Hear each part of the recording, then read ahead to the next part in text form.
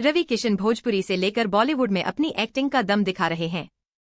Actor in दिनों film लापता ladies में निभाए अपने किरदार को लेकर चर्चा में बने हुए हैं। फिल्म में रवि ने अपनी परफॉर्मेंस से सभी को हैरान कर दिया है।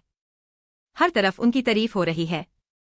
इस बीच एक्टर ने पिता संग अपने खराब रिश्तों के बारे में बात की है। रवि किशन ने हाल ही में ब्रूड संग बातचीत में पिता संग अपने खराब रिश्ते को लेकर एक चौंकाने वाला खुलासा भी किया है। एक्टर ने बताया कि उनके पिता कभी नहीं चाहते थे कि वो एक्टर बने।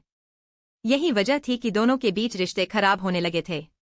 रवि किशन ने बताया कि एक बार उन्होंने अपने घर के पास एक रामलीला में एक्ट किया था, जिसके बाद उनके पिता ने उन्हें इसके लिए कड़ी सजा दी थी। रवि किशन ने बताया कि उन्होंने अपने पिता की मार के चलते 17 साल की उम्र में ही घर छोड़ दिया था।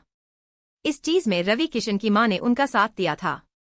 रवि किशन ने कहा, मेरे पिताजी मुझे बहुत बुरी तरह मारा करते थे।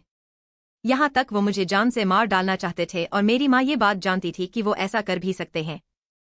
इसलिए ही मेरी मां ने मुझे कहा था कि भाग जाओ। रवि ने बताया कि वो सिर्फ 500 रुपए अपनी पॉकेट मनी से बचाकर मुंबई के लिए रवाना हुए थे। रवि ने कहा कि उनके पिता ब्राह्मण पुजारी थे। उनकी मुझसे कुछ उम्मीदें थीं। मैंने हमेशा अपने पिता की मार को एक सीख की तरह लिया है, जो उन्हें आज मदद कर रही है। बता दें कि रवि किशन आज भोजपुरी के एक सुपरस्टार हैं। वहीं वो बॉलीवुड में भी लंबे समय से काम कर रहे हैं। रवि किशन ने अपनी एक्टिंग के दम खुद का एक नाम बनाया है।